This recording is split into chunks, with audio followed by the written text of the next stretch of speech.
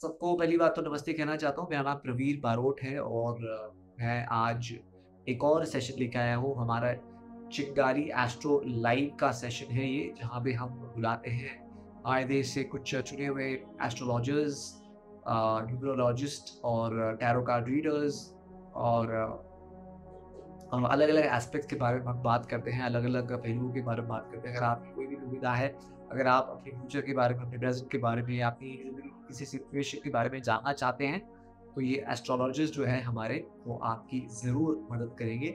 आपको सिर्फ़ इतना करना है कि कमेंट सेक्शन में नीचे लिख आप अपनी date of birth, place of birth और अपनी टाइम ऑफ़ बर्थ जो है वो लिख दीजिए। वैसे आप सब लोगों को नवरात्रि की बहुत शुभकामनाएँ। आई होप आप लोग नवरात्रि के फेस्टिवल के 9 दिन जो है वो एन्जॉय कर रहे हैं। वैसे आज ब्लू कलर पहना जाता है, तो मैं ठीक हूँ, आप कहाँ से हो आप? मैं हूँ मुंबई से, तनीषा जी। तो जी हाँ, नवरात्रि में आज के दिन blue colour, royal blue colour जिसे कहते हैं, पहना जाता है। अब ये रॉयल ब्लू है या नहीं पता नहीं, ये रॉयल ब्लू है या नहीं पता नहीं, लेकिन ब्लू तो है। तो मैं इतना ही मैनेज कर पाया ब्लू में, तो आज मैं ब्लू पहन के कपड़े में आया हूँ। और तनीषा जी, आप कहाँ से? आप बताइए, आप कहाँ से? क्या करती हैं आप? क्या आपको कोई सवाल पूछना है? आज जो हमारे ज्योतिष जी आने वाले हैं, वैभव जो है वो आने वाले हैं, वैभव भारद्वाज। तो अगर आप उनसे कोई सवाल पूछना चाहती हैं, तो मुझसे आप इसमें नीचे कमेंट सेक्शन में लिख सकती हैं। संचित आ गए हैं, विशाल भाई आ गए हैं। अभिषेक जी नमस्ते, नमस्ते, राधे राधे। मेरा नाम प्रवीण प्रवीण नहीं है, मेरा नाम प्रवीर है। बिग फैन, अरे हम भी आपके फैन हैं संजीत भाई। और संजीत भाई क्या हाल है, क्या कैसे चल रहा है? आज अगर आपके दिल में कोई भी सवाल है, आप प्लीज प्लीज प्लीज प्लीज आप मुझे बताइए। अगर आपका कोई भी सवाल है, आप जो हमारे ज्योति से आप पूछना चाहते हैं, तो प्लीज आप मुझसे अपने सवाल को पूछिए, नीचे कमेंट सेक्शन में लिख दीजिए और अपनी डेट ऑफ बर्थ, अपना टाइम ऑफ बर्थ और अपनी प्लेस ऑफ बर्थ जो है वो बता दीजिएगा। विशा विशा विशा ओके, ठीक है। आपका जो है वो डेट ऑफ बर्थ वगैरह जो है वो आपने लिख दिया है, ठीक है, कोई बात नहीं। मैं आई थिंक अभी पंडित जी को ऊपर ले ही लेता हूँ। पंडित जी अभी एक बारी आ जाएंगे, उसके बाद हम इस सेशन को शुरू कर लेंगे। वैभव जी अभी हमारे साथ होंगे। वैभव जी नमस्ते, कैसे हैं आप? नमस्कार, मैं ठीक हूँ। आप बताइए, आप कैसे हैं? एकदम बढ़िया हूँ। आपका बहुत बहुत स्वागत है हमारे चिंगारी एस्ट्रो लाइव सेशन में। एंड मैं हर किसी को बताना चाहता हूँ कि आज हमारे साथ बहुत ही नॉलेजेबल पर्सन है। वैभव नाम है आपका, वैभव भारद्वाज का नाम है। और आज ये हमारे जितने भी दर्शक हैं जो यहाँ पे आते हैं इस लाइव सेशन में, उनकी मदद करेंगे, उनके सवालों के जवाब देंगे। उनकी लाइफ में जो भी डेली प्रॉब्लम्स है, के समस्याओं का समाधान देने की कोशिश करेंगे। आज हम मदद करने की कोशिश करेंगे। वैसे नवरात्रि का अवसर है, तो आप सबको नवरात्रि की बहुत-बहुत शुभकामनाएँ। मेरा नाम प्रवीण है और मेरे साथ है पंडित जी वैभव भारद्वाज जी। वैभव जी, पहले तो मैं आपका स्वागत कर चुका हूँ ऑलरेडी, लेकिन मैं जानना चाहता हूँ आप कहाँ से हैं और आप कितने साल से एस्ट्रोलॉजी में हैं, इस लाइन में आप कितने साल से हैं? एक्चुअली मैं रहता गाजियाबाद से हूँ और गाजियाबाद में मैं अपना रिसर्च सेंटर चलाता हूँ, council for paranormal and spiritual research. Okay, आपका तो रिसर्च सेंटर है? जी जी जी जी मैं पैरासाइकोलॉजी फील्ड में डील करता हूँ। मैं लगभग 10 साल मेरे को हो चुके हैं पैरासाइकोलॉजी फील्ड के अंदर। हम लोग चैनल्स के साथ। जी जी जी जी जो पैरासाइकोलॉजी? पैरानॉर्मल, जी जी जी जी पैरासाइकोलॉजी, पैरानॉर्मल इन्वेस्टिगेशन, पैरासाइंस, इन सब चीजें हम लोग डील करते हैं। That is my favourite topic sir. मुझे बहुत इंटरेस्ट है इसमें।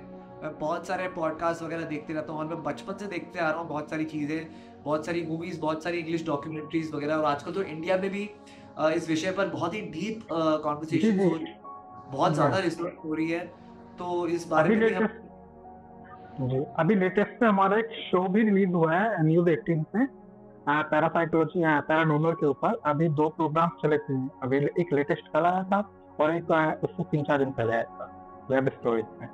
वाह, ये तो बहुत ही इंटरेस्टिंग बात आपने कही थी। इस पे तो मैं सारा दिन बात कर सकता हूँ, आपके साथ डिस्कस कर सकता हूँ चीज़ें, क्योंकि मैं बहुत क्यूरियस इंसान हूँ। इसके बारे में भी मैं जानना चाहूँगा आपसे। लेकिन फिलहाल हम थोड़ा सा वेट करते हैं, ज़्यादा लोगों के आने की थोड़ा सा इंतजार करते हैं। Sure sure sure sure. But paranormal activities की जब हम बात करते हैं, तो पैरानॉर्मल एक्टिविटीज़ ऐसा कुछ है कि पैरानॉर्मल एक्टिविटीज़ दो हिस्सों में बटी हुई होती है। एक तो जो हम जिसे हम भूत प्रेत आत्मा वगैरह सारी बातें कहते हैं, और दूसरा होता है एलियंस। एलियंस भी पैरानॉर्मल एक्टिविटी में आ जाते हैं? देखिए सर, मैं आपको एक चीज बताता हूँ, एलियंस वगैरह को हम लोग यूएफओ के नाम से थोड़ा डिस्क्राइब करते हैं, यूएफओ जो होता है, ठीक है अच्छा, ना। लेकिन आपको, हाँ हाँ हाँ, तो एक्चुअली होता क्या, बेसिक में आपको चीजें बता दें कि जो पैरानॉर्मल वर्ड है, जो जो पैरासाइंस का जो नेम है, उसका एक सिंपल सा लॉजिक है कि बियो नॉर्मल जितनी भी एक्टिविटी है, चाहे वो आप घोस्ट पे ले लीजिए, चाहे वो आप अपने लाइफ के एक्सपीरियंस पे ले लीजिए, चाहे आप किसी भी तरीके से ले लीजिए, वो सारी की सारी पैरानॉर्मल के अंदर आ जाती है। अब अच्छा, घोस्ट हंटिंग जो है वो इसका एक छोटा सा पार्ट है। घोस्ट हंटिंग कोई अलग से, वो कोई नहीं केवल पैरानॉर्मल एक्टिविटी घोस्ट हंटिंग नहीं है, घोस्ट हंटिंग एक इसका छोटा सा पार्ट है।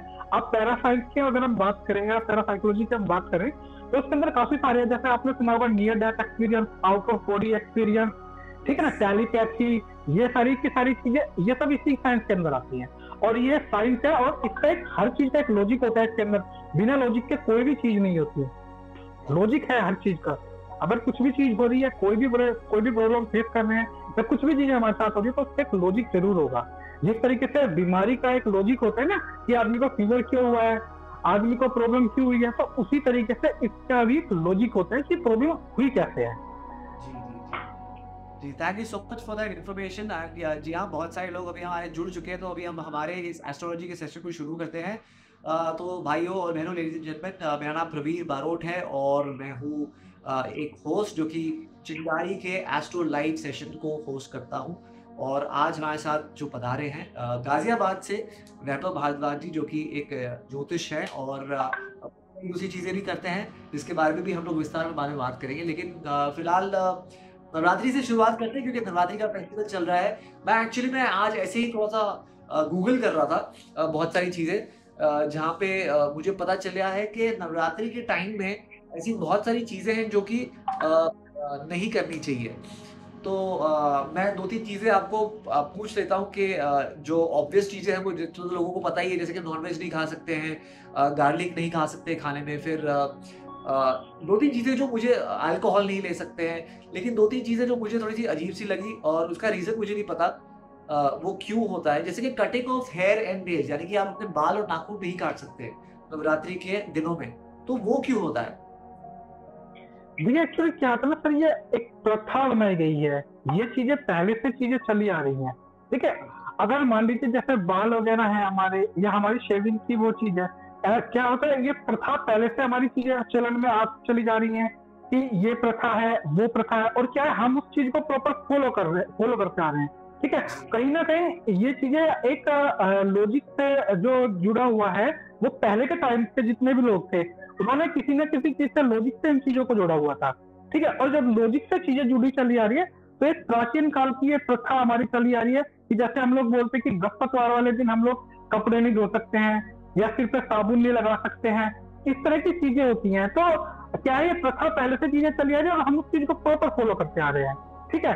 लेकिन होता क्या है, अगर नवरात्रि की हम बात करें, नवरात्रि के दौरान देखिए कुछ ऐसी चीजें हैं जिनको हमको नहीं करना चाहिए। जैसे कि अगर आप फास्टिंग है आपका, तो आपको दोपहर के समय नहीं सोना चाहिए, ठीक है। अगर आपका फास्टिंग चल रहा है, आप पूजा पाठ कर रहे हैं, आपके घर में कोई फास्ट है किसी का, तो उसको क्या करना है, उसको उसके घर में जो लहसुन हो गया, या प्याज हो गया, या जो कोई भी इस तरह का नॉनवेज चीज हो गई, जो भी चीज हो गई, वो इस वजह से नहीं खानी चाहिए। क्योंकि क्या होता है ना, जैसा जिस चीज का स्वभाव होता है, मान लीजिए जैसे हम नॉनवेज वगैरह खा रहे हैं, तो क्या है, नॉनवेज का स्वभाव उग्र माना जाता है, ठीक है। क्या होगा, हमारी जो मानसिकता होगी उसी के अकॉर्डिंग चेंज होती चली जाएगी। तो नॉन वेज तो अगर आप नॉर्मल साधारण दिनों की भी हम बात करें, तो साधारण दिनों में मना किया जाता है कि नॉन वेज की तरफ आदमी को ज्यादा बढ़ना नहीं चाहिए, क्योंकि जैसा कहते हैं ना, जैसा खान पान, जैसी वेशभूषा, ऐसा आदमी की मनोदशा, और ऐसे आदमी की मनुष्यत्व है।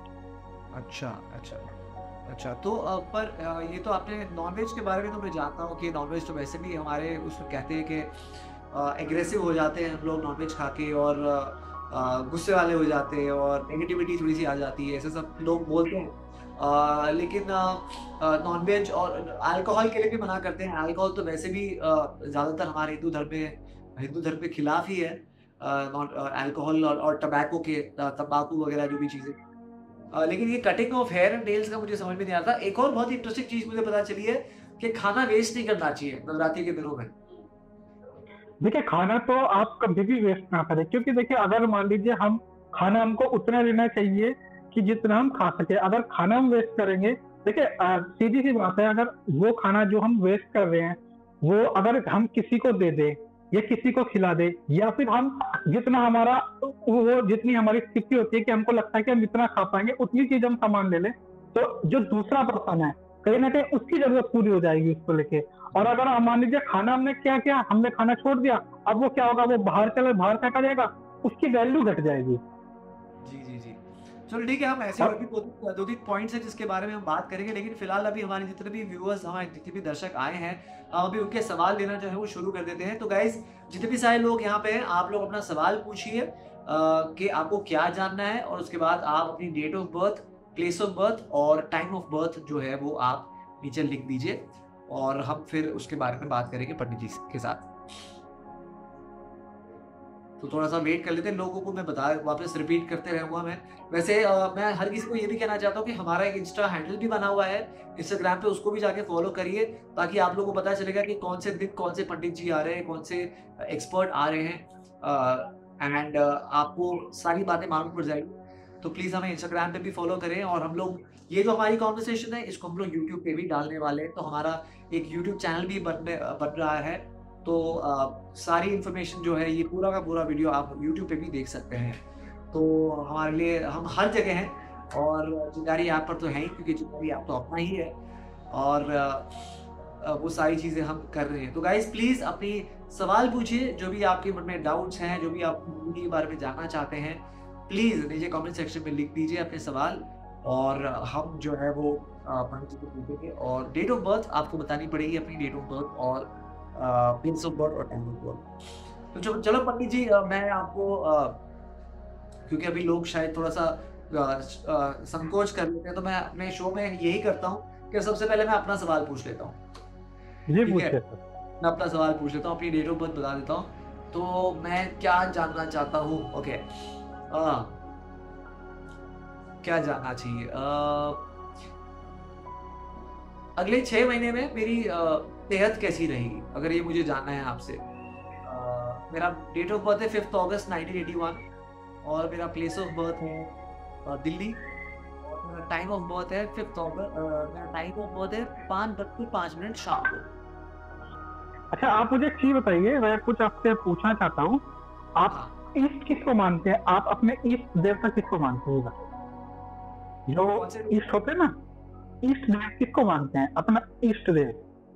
मतलब जो जिसको मैं सबसे ज्यादा मानता हूँ? हाँ हाँ हाँ, वो बताइए। मेरा ना एक्चुअली मेरा मुझे बोलते थे शर्म आ रही, लेकिन मेरा ना बदलता रहता है। मैं पर बहुत वक्त से हनुमान जी का बहुत बड़ा भक्त हो चुका हूँ, लेकिन मैं शिव जी को भी हाँ, मानता हूँ, और मैं गणेश जी हम्म, को बहुत मानता हूँ। ठीक है। अब जैसे आजकल आपका हनुमान जी का दौर चल रहा है, जो हमारे हनुमान जी है उनको रक्षा डिपार्टमेंट मिला हुआ है, जी ठीक है। हनुमान जी को हमारे रक्षा डिपार्टमेंट का हेड बोला जाता है, ओके। अब जो हनुमान जी को मानता है, जो हनुमान जी को पूजन वगैरह करता है, ठीक है, या फिर कहीं ना कहीं बोला जाता है, अगर ज्योतिष की हम बात करें तो ज्योतिष के अंदर माना जाता है कि जितने भी हमारे सूर्य ग्रह होते हैं, जैसे कि एज लाइक आप शनि हो गया, राहु हो गया, केतु हो गया, वैसे तो देखिए ये क्या है, हमें अपने कर्मों के अनुसार फल मिलता है, ग्रह कोई बुरा नहीं होता, ऐसा कुछ नहीं है, हमारी सोच है। और ये आजकल चीजें फैलाई गई है कि ये ग्रह ये गलत करता है, ये ग्रह वो करता है, ये ग्रह वो करता है, नहीं, ऐसा कुछ नहीं है। हम लोग अपने ही कर्मों का फल भोगते हैं, ठीक है। हम जैसा कर्म करते हैं उसी के अकॉर्डिंग हमें फल मिलता है। लेकिन फिर भी मैं आपको एक चीज कहना चाहूंगा कि आप नियमित रूप से हनुमान जी का अगर आप कर सकते हैं, मैं आपको एक चीज बता देता हूँ, अगर आप कर सकते हैं नियमित रूप से 40 दिन का एक हनुमान जी का पाठ होता है, ठीक है। या तो आप हनुमान चालीसा का पाठ आप कर सकते हैं, या फिर आप सुंदरकांड का पाठ आप कर सकते हैं। ये केवल 1 महीने का आपका काम होगा, 1 महीने 10 दिन का, राइट। और इसको करते हुए आप अपने मन में जो भी आपको लग रहा है जीवन के अंदर, जो भी आप परेशानी झेल रहे हैं, चाहे वो आपके हेल्थ इश्यूज हो, चाहे वो आपके कैरियर के इश्यू हो, किसी भी प्रकार के कोई भी इशू आपकी लाइफ के अंदर हो, आप उस चीज को मन में रखते हुए इस पाठ को संकल्प के अकॉर्डिंग इसको कर दीजिए प्रॉपर तरीके से। आप देखेंगे कि 40 दिन के बाद में आप ये चीज फील करना शुरू करेंगे कि आपकी लाइफ में पॉजिटिविटी का स्तर कितना बढ़ चुका है और आपकी लाइफ के अंदर कितने चेंज हो चुके हैं। अच्छा। ठीक है, और अगर इसको आप प्रॉपर तरीके से आप करते हैं, नियम के साथ में इसको करते हैं, तो आप देखेंगे कि आपका जो आने वाला जो समय होगा, आपको आने वाला जो समय होगा वो आपको सक्सेस की ओर अग्रसर करेगा। अच्छा। ठीक है, अब हम ले लेते हैं आपका सवाल। ठीक है, आपने जैसे पूछा हेल्थ को लेके सर, अब हेल्थ को लेके मैं आपको चीजें बता देता हूँ, जो मेरे को चीजें जो दिख रही हैं, मैं जो समझ पा रहा हूँ। आप अगर मैं आपसे कुछ पूछना चाहूँ तो आप बता शेयर करेंगे? जी जी आपकी बताइए। मदर का नेम क्या है? अपनी मदर का नेम बताइए सर। मेरी मदर का नहीं, मदर नेम? जी जी। स्मृति। स्मृति। शुरू। स्मृति, SMRUTI।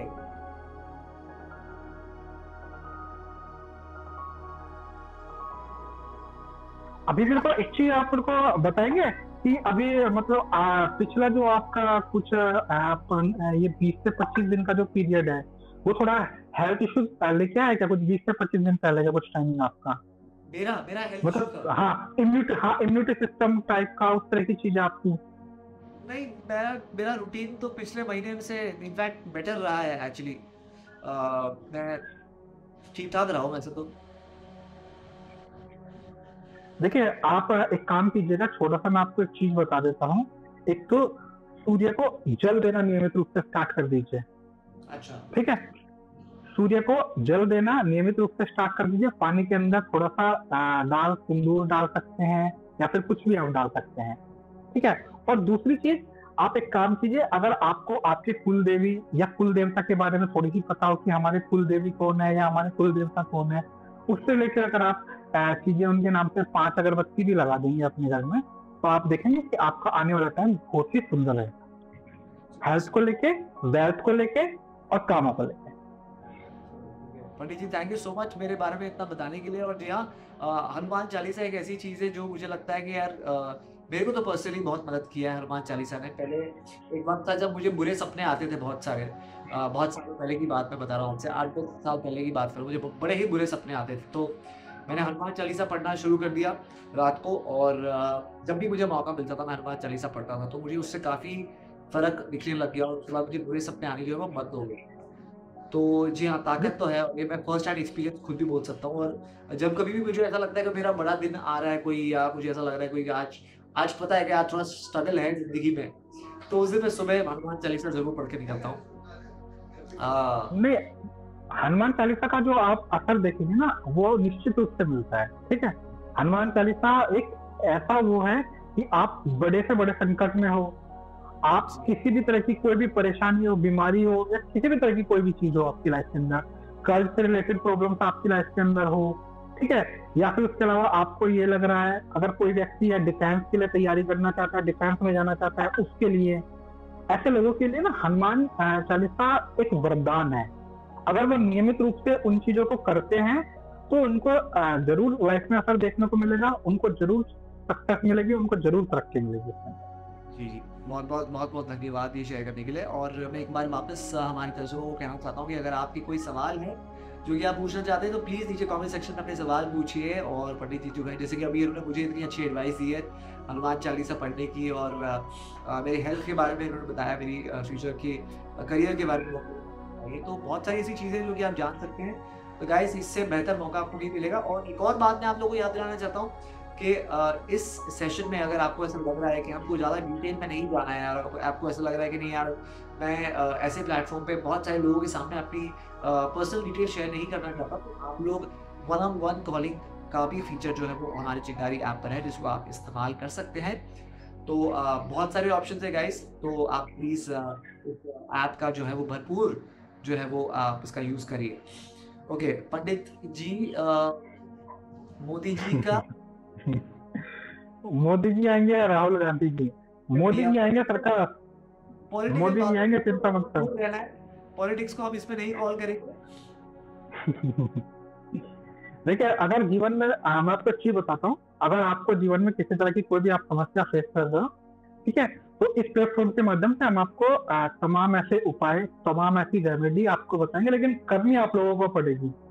जितने भी आप लोग सुन रहे हैं, मैं सिर्फ इतना कहना चाहूंगा कि मैं आपको यहाँ पे बैठ के रेमेडी बता सकता हूँ, आपको मैं चीजें बता सकता हूँ, लेकिन करना आपको पड़ेगा। क्यों? क्योंकि कर्म जरूरी है, और गीता के अंदर भी खासकर श्री कृष्ण जी ने कर्म योग पर जोर दिया है। तो कर्म आपको करना है और फल फिर आपको निश्चित रूप से उसका मिले। और पंडित जी एक बात मेरे को आपसे जाननी है, आप क्योंकि पैरानॉर्मल एक्टिविटीज में भी आप उस पर भी रिसर्च कर रहे हैं और ऐसी बहुत सारी कर रहे हैं, आई एम श्योर कि आपने रीइंकार्नेशन वगैरह इन सारी चीज़ों के बारे में भी आपने शायद पढ़ा होगा और आप उसके बारे में भी जानते होंगे।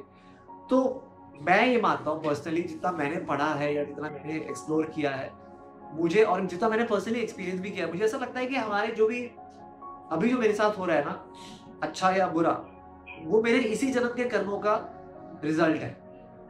तो ये कितना सच है? क्या मेरे इस जन्म के रिजल्ट का इस जन्म के कर्मों का रिजल्ट है, या मेरे पिछले जन्म का ऐसा कुछ है? तो पिछले जन्म का क्या होता है और इस जन्म का क्या होता है, हमारे लाइफ में जो हो रहा है वो इस जन्म का कितना रिलेटेड है, पिछले जन्म का कितना रिलेटेड है, ये मेरे को थोड़ा सा बता दीजिए आप। अच्छा चलो, मैं आपसे क्वेश्चन पूछता हूँ, आप मुझे एक चीज बताइएगा, छोटी सी एक बात, ठीक है? मान लीजिए आपकी किस्मत के अंदर IPS बनने का योग है, ठीक है, लेकिन अगर आप फॉर्म नहीं भरोगे, आप एग्जाम देने नहीं जाओगे, इंटरव्यू देने नहीं जाओगे, तो क्या आप IPS बन जाओगे? नहीं। कर्म जरूरी है ना यहाँ पे? जी। ठीक है, भाग्य के साथ साथ कर्म भी जरूरी होता है। अब एक चीज मैं आपको बता देता हूँ, नॉर्मल चीज, सबसे पहले एक चीज हमेशा ध्यान रखिएगा कि जो हम इस जन्म में कर्म कर रहे हैं, ठीक है, मान लीजिए हम पढ़ाई कर रहे हैं, इस जन्म में हमने एजुकेशन ली, इस जन्म में हमने पढ़ाई की, तो क्या हम अगले जन्म में जाके इंजीनियर बनेंगे या अगले जन्म में डॉक्टर खुद बनेंगे? जो हम कर्म कर रहे हैं फल तो हमें मिल रहा है, लेकिन कुछ चीज होती है जिन कर्मों को हम प्रॉपर तरीके से भोग नहीं पाते हैं, वो कहीं ना कहीं हमारे प्रारब्ध के रूप में बन के हमको इस जन्म में मिल के आता है। अच्छा।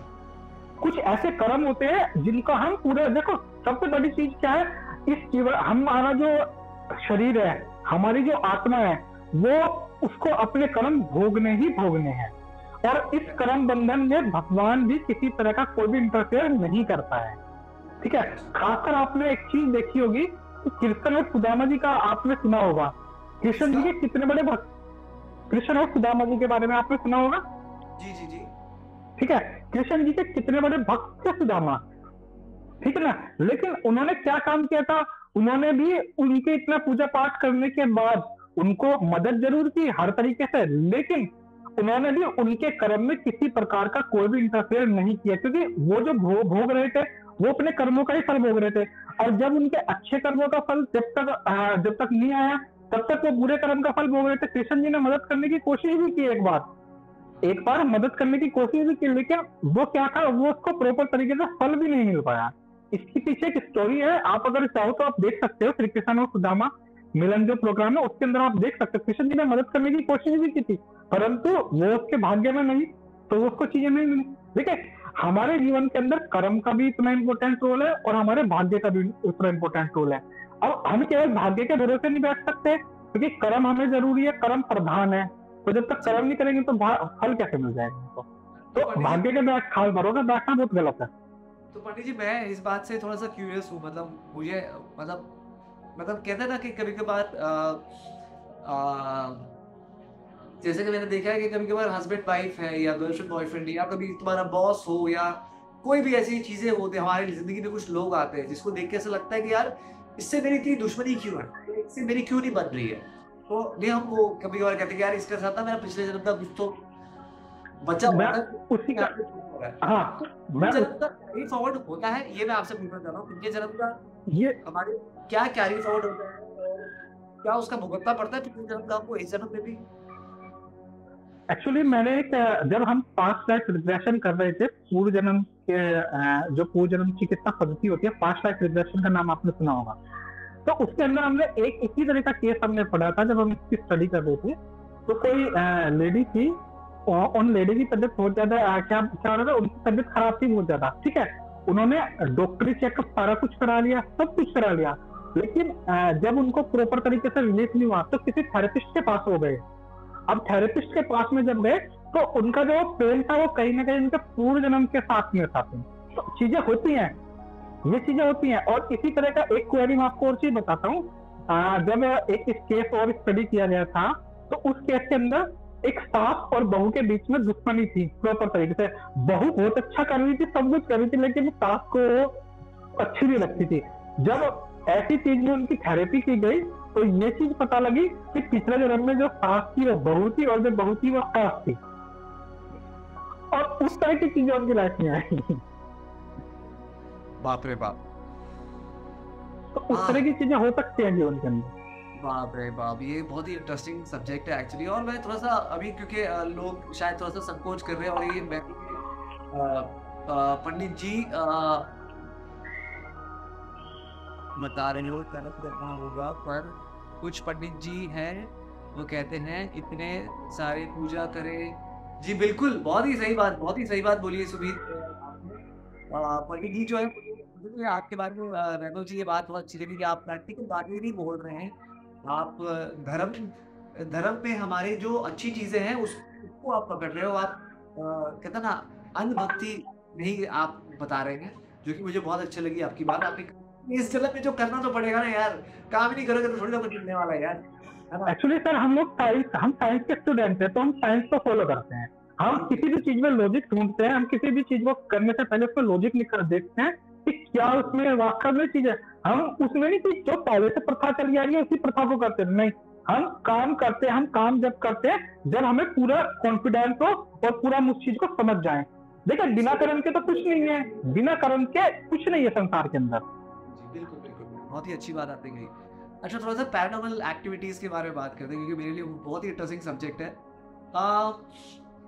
पैरानॉर्मल एक्टिविटीज के बारे में हमारे देश में जो है वो अभी भी वैसे तो बहुत सालों से चलते आ रहा है, और बहुत सारी चीजें हैं जो हम हमारे आसपास देखते हैं, लेकिन हमने कभी भी उसको साइंटिफिकली, कभी उसको लॉजिकली हमने उसका कभी भी रीजन नहीं ढूंढने की कोशिश करी। हमने बोला ये तो ऐसा होता है, जैसे कि हम लोग नहीं बोलते किसी के अंदर माता आ जाती है आरती के टाइम पे, माता आ जाती है, हम बस ये बोल के छोड़ देते हैं। पर वो कैसे होता है, वो एक्चुअली में होता है कि नहीं होता है, ये सारी चीजें थोड़ा सा एक्सप्लेन करिए। क्योंकि मुझे याद है बचपन में हमारे सोसाइटी में जब माता की पूजा हो रही थी के टाइम में, खासकर तो हमारी एक बुढ़ी एक आंटी हुआ करती थी, लेडी हुआ करती थी, दादी, ठीक है। वो हमेशा पूजा में आती थी, और पूजा में आती थी और जय भवानी जय अम्बे, जय भवानी जय अम्बे करते करते करते she to start jumping, and वो बहुत ही स्कैरी लगता था। और एज किड्स, एज छोटे बच्चे, हम लोग बड़े डर जाते थे, और मेरी तो इतनी हालत खराब हो जाती थी कि मैं पास में नहीं, जाते नहीं था पूजा में। तो मुझे इसके बारे में बताइए कि ये पोजेशन वगैरह जो, क्या ये सच में होता है, क्या ये साइकोलॉजिकल है, क्या ये भगवान सचमुच प्रवेश कर लेते हैं किसी के शरीर में, क्या होता है, ये थोड़ा सा मुझे जरा बताइए। देखिए सबसे पहली चीज तो मैं आपको एक चीज बताता हूँ कि ये जो हम बोलते हैं ना कि माता आ गई, वास्तव में ऐसा कुछ नहीं है। पहली चीज क्योंकि हम उतने पवित्र नहीं है, हमारा शरीर उतना पवित्र नहीं है कि जो साक्षात देव शक्ति हमारे शरीर के अंदर एंट्री कर जाए। अरे उस शक्ति का तेज इतना है कि हम झेल नहीं पाएंगे उस शक्ति के तेज को। यूनिवर्स को क्या है, यूनिवर्स एक ऐसी चीज है, अगर साक्षात हमारे सामने आ गए ना और हमने चीजें देख ली तो हम उसकी चीजों को देख नहीं पाएंगे। अब आप एक चीज बताइए, आपने महाभारत देखा था, महाभारत के अंदर जब श्री कृष्ण जी अपना विराट रूप लेते थे और सब लोगों की आंखें क्यों बंद हो जाती थी उस प्रकाश में? दुर्योधन था, उसको नहीं चमकता था, ठीक है। उसके अलावा कृपाचार्य थे, उनको नहीं पता लग सकती। और कौन देखते थे? भीष्म पितामह, द्रोणाचार्य, ठीक है ना, और आचार्य है, उन पर तो क्यों दिखता था? क्यों? क्योंकि उनका मन साफ था, वो पवित्र थे, ठीक है। इसी तरीके से अगर हमारे ऊपर कोई देव शक्ति आएगी तो हमको सबसे पहले उसको अपने शरीर को पवित्र करना पड़ेगा, हमें अपनी सोच को पवित्र करना पड़ेगा, हमें अपनी चीजों को पवित्र करना पड़ेगा। लेकिन क्या है, मैं आपको चीज की मैं बताता हूँ, ऐसे कभी कोई देव शक्ति या कोई देवी किसी को पढ़नी आती है, ये उनके गण टाइप के, यानी कि उस समय के जो देवी के उपासक रहे हैं, जिन्होंने देवी को प्रसन्न करके, देवी की पूजा करके अपने आप को देवलोक में पहुंचा दिया है, अपने पूजा के स्तर से उन चीजों को खुश करके उनसे प्रॉपर आशीर्वाद हो गया, उनके चरणों में स्थान आ गया है। तो ऐसे शक्ति को, ऐसे रूप को प्रभु के द्वारा आदेश दिया जाता है कि आप जाओ और मेरे भक्त की समस्या को हल करके आओ। परंतु भगवान कभी खुद नहीं आएंगे। आपने कभी देखा है अगर कहीं पे कोई चोरी हो गई है तो सीधा सीधा एसीपी या डीसीपी आएगा क्या देखने के लिए? पहले तो पुलिस को पहले तो इंस्पेक्टर को भेजता है ना, या फिर रिपोर्ट देखने के लिए कांस्टेबल जाते हैं, डायरेक्ट एसीपी या डीसीपी थोड़ी आता है वहाँ पे। ये बताइए आप मुझे। जी जी जी जी जी, बिल्कुल बिल्कुल, बहुत ही अति लॉजिकल बात आपने कही है। और ये- पर फिर मैंने एक और चीज देखी है कि कभी कभार जिन लोगों में ऐसे आ जाती है चीजें, प्रोसेस हो जाती है, उनमें ऐसी ऐसी ताकत आ जाती है जो देख के भाई डर, ये ऐसी चीजें करने लगते हैं जो कि हम अदरवाइज देखेंगे यार ये कैसे कर रहा है या कैसे बात कर रहा है। देखिए देखिए सर, इस चीज को पजेशन नहीं बोलेंगे। देखो पजेशन का केस अलग होता है। पजेशन के केस में होता क्या है, हमारी जो चेतना होती है, हमारी जो कॉन्शियस होती है, ठीक है, उस पर कहीं ना किसी एनर्जी का कंट्रोल कर लिया जाता है। तो पजेशन के टाइम पे हम अपने अपने उसमें नहीं जाते, हम अपने मन की नहीं सुन पाते। हम जिस चीज का हमारे पर पजेशन होता है या जिस चीज का हमारे पर कंट्रोल होता है, हम उस चीज के उस पर सुन पाते हैं। पजेशन के टाइम में लोग ऐसी हरकतें कर देते हैं कि जब वो होश में आते हैं उनको पता नहीं रहता कि मैंने क्या कर दिया है। करेक्ट। लेकिन हम इस चीज को पजेशन की संज्ञा में नहीं दे सकते, क्योंकि पजेशन एक अलग चीज हो गई। अब लोग बस पजेशन को भी गलत वे में लेते हैं। अब मैं अपने एक्सपीरियंस में एक चीज आपको बताता हूँ। एक्चुअली हम एक केस को स्टडी कर रहे थे एक टाइम में। तो जब हमने केस को स्टडी किया था तो क्लियर फाइल्स पे भी एक केस दिखाया गया है इसी तरीके का। तो जब हमारे आंखों के सामने उस तरह का केस है तो हमने उस केस को स्टडी किया। तो उस केस में हमने देखी कि किसी सोल के द्वारा भी किसी पर्सन की मदद की गई है। ऐसा नहीं होता सोल हर किसी का बुरा करती है। ये हमारी सोच है, ये समाज में फैलाई गई है कि भूत आ गया, प्रेत आ गया, ये आ गया, वो आ गया, ये बुरा करेगा, वो करेगा, ये करेगा। ऐसा वास्तव में है ही नहीं। लोगों ने ना चीजों को गलत, जिस तरीके से भगवान को लेके या फिर जिस तरीके से ग्रहों को लेके, नवग्रह को लेके आजकल के टाइम में ये अफवाह फैलाई गई है, अरे शनि बुरा है, अरे राहु बुरा है, अरे केतु बुरा है, अरे मंगल क्रूर ग्रह है, अरे ये है। अरे सीधी सी बात है, अगर हम अच्छे कर्म करेंगे, अच्छी चीजों को करेंगे तो वो हमें गलत फल कहाँ से दे देंगे? वो हमें गलत फल नहीं देंगे। जब हम कभी काम ही गलत करेंगे, अगर मान लीजिए ठीक है, हमने किसी ने मान लीजिए चोरी कर ली, तो सीधी सी बात है पकड़ा पकड़ा तो जाएगा ही। अगर चोरी करेगा तो कोई आके आपकी थोड़ी उतारेगा आपकी कि आ जाओ और कर लो चोरी, सजा तो मिलेगी ना उस चीज की। तो जिस तरीके से हम मेरे को आपके जवाब बहुत ही अच्छे लग रहे हैं। मेरे को बहुत मजा आ रहा है इस कॉन्वर्सेशन में। पहली बात तो ये मैं आपको सच में थैंक यू कहना चाहता हूँ वापस एक बार। बहुत सारे नए लोग जो हमारे साथ अभी जुड़ चुके हैं उन सबको मैं बताना चाहता हूँ, हमारे साथ बहुत ही लर्निंग पंडित जी है, वैभव भारद्वाज जी नाम है इनका, और वो हमें बात है नवरात्रि के टाइम में क्या क्या चीजें करनी चाहिए, क्या नहीं करनी चाहिए, भविष्य के बारे में बात कर रहे हैं। मैंने उनको अपने भविष्य के बारे में कुछ चीजें पूछी है जिसके उन्होंने मुझे उपाय भी दिए हैं, बहुत ही इंटरेस्टिंग। तो गाइस अगर आप भी कोई सवाल पूछना चाहते हैं तो प्लीज नीचे कमेंट सेक्शन में लिख दीजिए अपना सवाल, और आप अपनी डेट ऑफ बर्थ और अपनी डेट ऑफ बर्थ और टाइम ऑफ बर्थ लिख दीजिए अपने सवाल के साथ। आपकी जो भी दुविधा है, जो भी प्रॉब्लम्स है, आप सवाल पूछ सकते हैं यहाँ पे पंडित जी के सामने। तो हम अपने केस पे थे। तो जब हमने पोजीशन का केस देखा तो क्या हुआ था मैं आपको बताता हूँ। उस जिस लेडी की सोल ने मदद की थी दूसरे पर्सन की, उसके साथ में उस तरह की घटना पहले घट चुकी थी। तो वो कहीं ना कहीं उसको आगाह करना चाह रही थी कि यहाँ पे इस तरीके से मत रहे, आपके साथ में घटित होने वाला। अब कोई नॉर्मल इंसान होता या कोई ऐसा वैसा इंसान होता है, गांव देहात की चीजें होती, तो उनके अंदर क्या हो जाता, उनके अंदर ये आ जाता, अरे इसको तो भूत पकड़ रहा है, इसको तो प्रेत। देखिए जब तक चीजें आपको सही नहीं समझ में आएगी तब तक आप किसी को गलत कैसे कह सकते हो। साइंस के अंदर आई थिंक मुझे ऐसा लगता है बहुत सारे लोगों को ना, आई थिंक इन चीजों के बारे में ना आधी नॉलेज है, हाफ नॉलेज है जिसको हम बोलते हैं, और थोड़ा बहुत तो काम जो है वो हमारी फिल्में कर देती है। ठीक है, फिल्मों में जिस तरह से इतने सालों से इन सारी चीजों को दिखाया है नेगेटिव तरीके से, वो भूत है, नेगेटिव है, तो वो भी एक, मुझे लगता है उसका भी बहुत बड़ा हाथ रहा है। आई थिंक हमारा जो परसेप्शन है वो उस तरह से चला गया है। एक बात बताइए कि मैं कल हमारे के साथ में वास्तुशास्त्र के बारे में बात कर रहा था। तो बहुत सारी अभी मेरे पहचान में कोई है, वो कह रहे थे कि उन्होंने 3 घर बदले पिछले 3 साल में, क्योंकि उनका कोई भी घर जो है वो, मतलब हर घर में वो जा रहे हैं उनको नुकसान हो रहा है, हर घर में नुकसान हो रहा है। तो आई एम श्योर कि वो काफ़ी पैसे वाले, काफ़ी प्रोलिफिक फैमिली से बिलोंग करते हैं वो लोग, और मैं ये सोचता हूँ यार इन्होंने वास्तुशास्त्र वगैरह तो कराया होगा, इतना पैसा इनके पास, फिर भी क्यों ऐसा हो रहा है? तो मैं ये सोच रहा हूँ कि कभी-कभार घर में मुझे ऐसा लोग बोलते हैं कि किसी चीज़ का साया होता है, कोई नेगेटिव एनर्जी होती है, जिसकी वजह से चीज़ें ऐसी हो रही है। तो आप इस चीज़ के बारे में क्या कहना चाहते हैं? देखिए, आप एक सबसे पहले आप मुझे एक चीज बताइए छोटी सी। मान लीजिए कोई बंदा है, किसी घर में है, पहले घर में है, ठीक है, उसको घर में साया लग रहा है, ठीक है।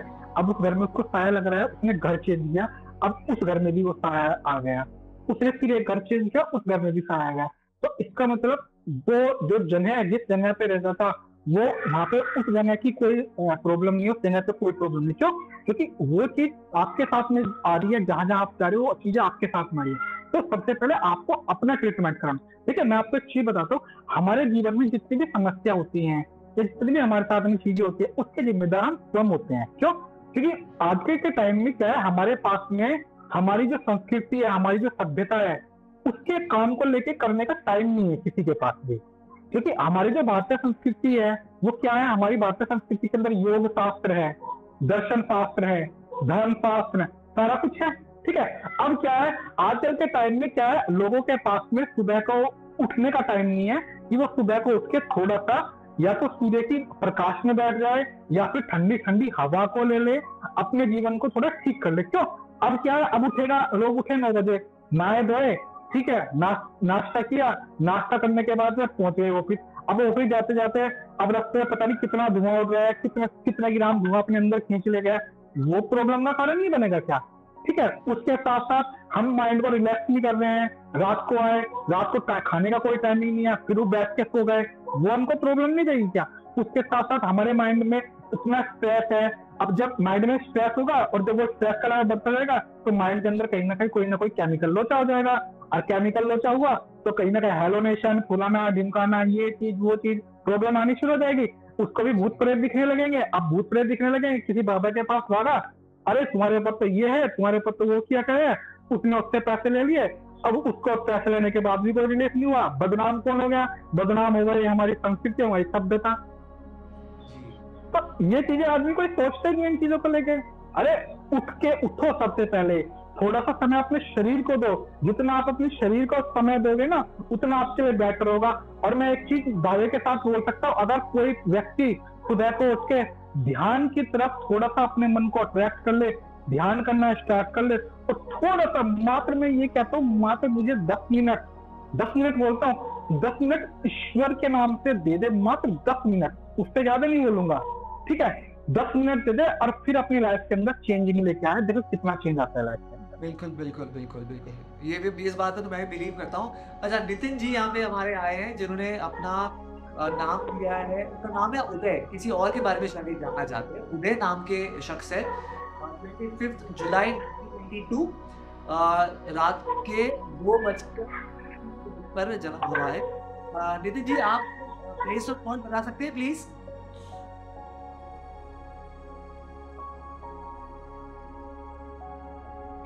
नितिन जी, आप प्लीज जरा प्लेस ऑफ बर्थ भी बता दीजिए ताकि पंडित जी के लिए थोड़ा सा इजी हो जाए। बैंगलोर।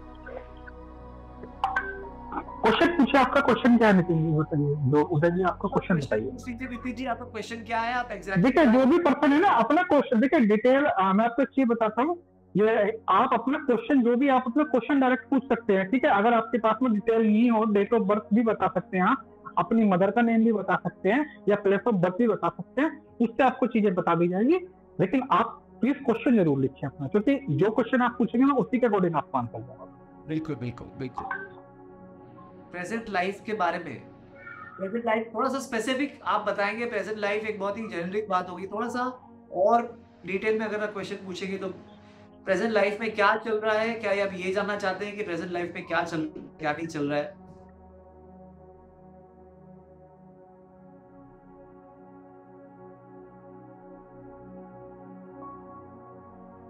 और सब देखिए, सबसे पहले तो मैं आपको एक चीज बता देता हूँ, वो जो 25 नंबर वाले लोग होते हैं ना, खासकर मैं भी 25 डेट वाला ही हूँ, ये जो 25 नंबर वाले लोग होते हैं ना, ये बहुत ही खोजी टाइप के लोग होते हैं। ठीक है, उन लोगों के अंदर एक चीज इनके मन में घुसी रहती है कि क्यों, कब, कैसे, किस लिए। ठीक है, और आधा समस्या का रीजन क्या होता है ना, ये स्वयं हो जाते हैं अपने लिए, अगर कोई इसको पॉजिटिव वे में नहीं लेके जाता है। अच्छा। कहीं ना कहीं लाइफ के अंदर अगर अकॉर्डिंग टू अंक ज्योतिष की हम बात करें, अकॉर्डिंग टू न्यूमरोलॉजी की बात करें, तो क्या होगा उसमें कहीं ना कहीं मूलांक 7 केतु का नंबर है, और केतु के नंबर की वजह से ऐसे लोग क्या सोचते हैं, उनके दिमाग में ये चीज चलती है कि मैं कोई ऐसा काम करूं, मैं कोई ऐसी चीज करूं जो सबसे अलग हो, सबसे डिफरेंट हो, उस तरह की चीजें करने की ये ज्यादा सोचते हैं।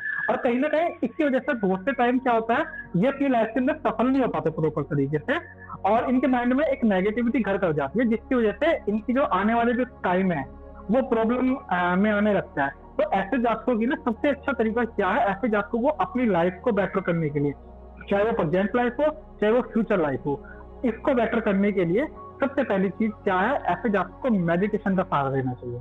जितना ज्यादा आप मेडिटेशन का सहारा लेंगे, जितना आप ध्यान योग का सहारा लेंगे, उतना आपकी लाइफ अच्छी होती चली जाएगी। जो आपकी लाइफ में परेशानी आ रही है, जो आपकी लाइफ में स्ट्रगल आ रहे हैं, वो धीरे धीरे खत्म होते चले जाएंगे। दूसरी चीज, अगर मैं एक चीज इस प्रोग्राम के माध्यम से सिर्फ मैं एक चीज बोलना चाहता हूँ कि देखिए, जितने भी पर्सन है, हालांकि कुछ लोग ऑलरेडी पहले से कर रखते हैं, लेकिन मैं आप लोग को ये कहना चाहूंगा कि कभी भी आप लोग अपने जो आपके पूर्वज हैं, जो आपके दही पुत्र वगैरह है, उनको कभी भी कहते हैं ना कि पिंडदान करके आ गया, गया में करके आ गया, ये करके आ गया, उस तरह से कभी मत कर। अगर ज्यादा परेशानी आ रही है, ज्यादा दिक्कत आ रही है, तो देखिए ऐसी स्थिति में नहीं कहता, लेकिन मैं आपको एक चीज बताता हूँ, हमारे जो पूर्वज होते हैं, हमारे जो दही पित्र होते हैं, हमारे जो जितने भी हमारे पारिवारिक जो एनर्जी, जितनी भी चीजें होती हैं, ये सब कहीं ना कहीं हमारी रक्षा जरूर करती हैं।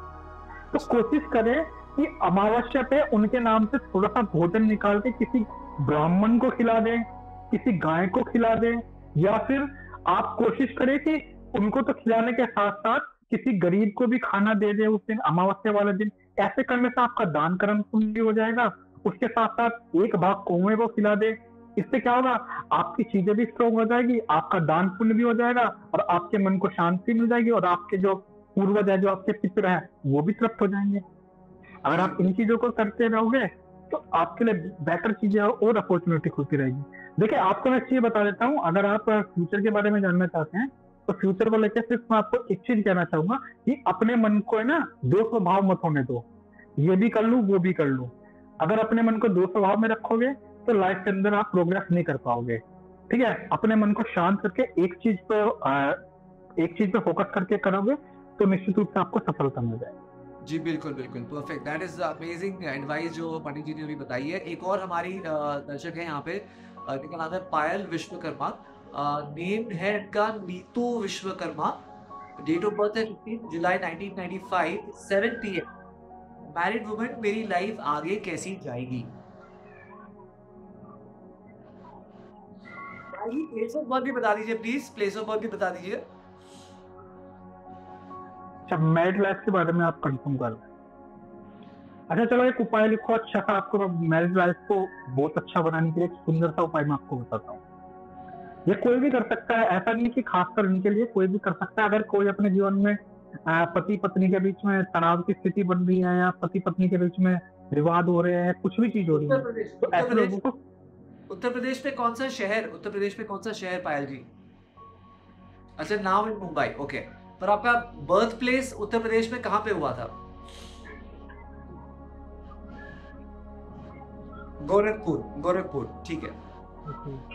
चलिए, आपको मैं एक छोटी सी रेमेडी बताता हूँ, आप उसको नोट कर लीजिए, और आप उसको करके आप हमें बताइएगा जरूर। ठीक है, वैसे तो आप उपाय को करोगे तो निश्चित रूप से आपकी चीजें ठीक हो जाएंगी, और उसके अलावा बाकी अगर फिर भी कोई प्रॉब्लम है या फिर भी कुछ चीजें होती हैं तो आप हमसे जुड़ सकती हैं, तो हम आपको उसके बाद ये बताएंगे कुछ, अगर आपको चाहिए तो।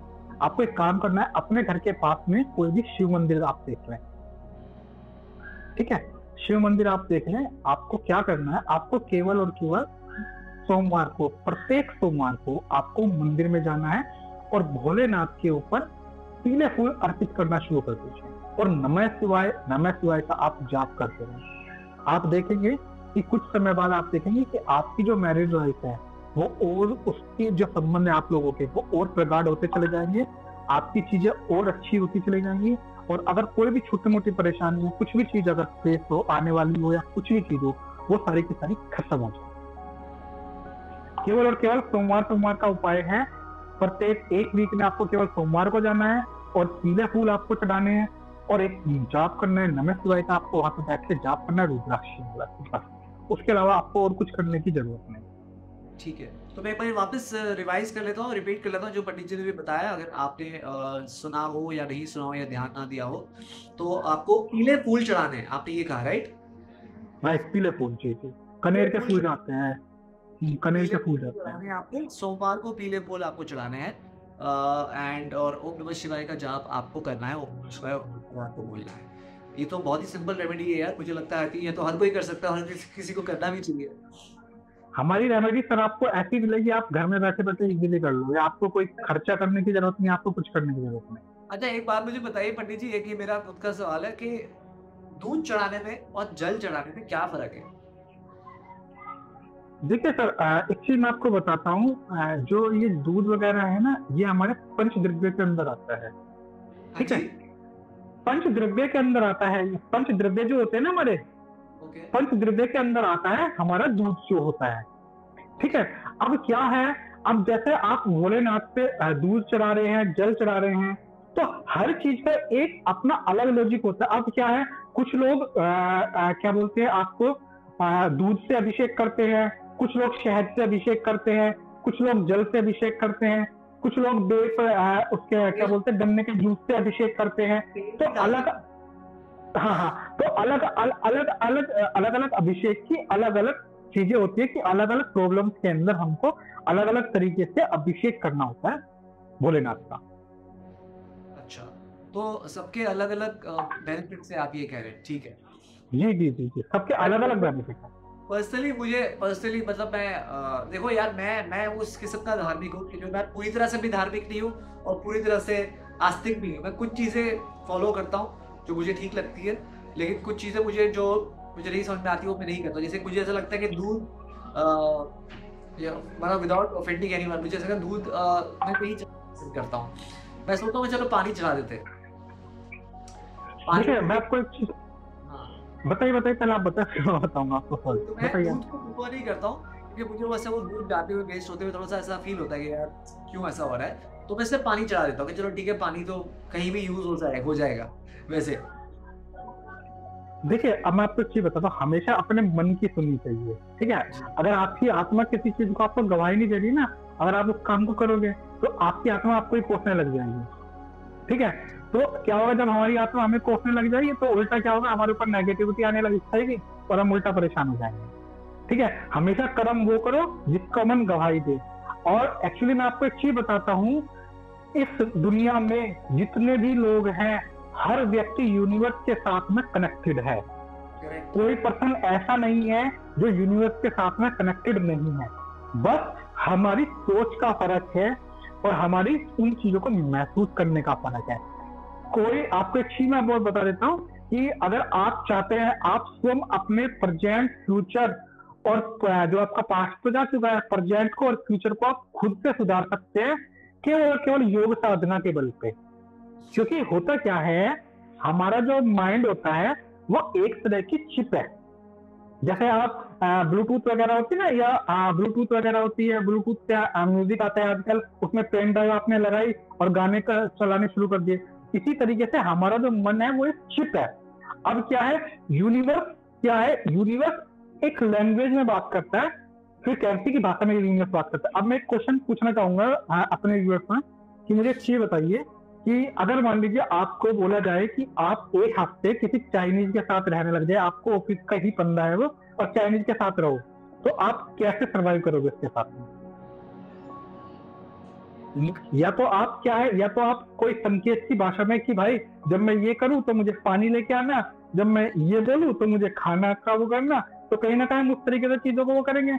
इसी तरीके से क्या होता है, जो हमारा यूनिवर्स होता है उससे तरंगें आती है, उससे फ्रीक्वेंसी आती है, और जब वो फ्रीक्वेंसी हमें आती मिलती है तो हमारे माइंड से के साथ में जब उसकी कनेक्टिविटी बनती है तो वो हमारा जो माइंड है उसको डिकोड कर देता है, तो हमको चीजें पता लग जाती है। और जब हमारा माइंड उसको डिकोड नहीं कर पाता है तो हमें उस चीज का पता नहीं लगता है, लेकिन हमें एक एहसास होता है। जैसे कभी कभी आपको लगता है ना कि रोंगटे से खड़े हुए शरीर के, है ना, कभी कभी ऐसा फील होता है आपको तो वो कहीं ना कहीं वो हमारा माइंड क्या करता है, डिकोड नहीं कर पाता, तो उसको हमारे शरीर के अंदर इन कंपन में बोल देते हैं, किसी भी तरीके से बोल देते हैं कि हमारे माइंड, हमारी चीजों को, बॉडी को करा देता है रियलाइज कि अभी कुछ ऐसी चीजें आई जिसको मैं समझ नहीं पाया, अभी कुछ ऐसी तरंगे आई जिसको मैं समझ नहीं पाया। देखिए एक छोटा सा सिद्धांत है, मैं आपसे एक चीज पूछना चाहूंगा कि मान लीजिए कोई सामान पड़ा हुआ है आपके पास में, अब कोई सामान पड़ा हुआ है, रात का टाइम है, आपके हाथ में मोमबत्ती है और मोमबत्ती की प्रकाश का दायरा 1 मीटर है,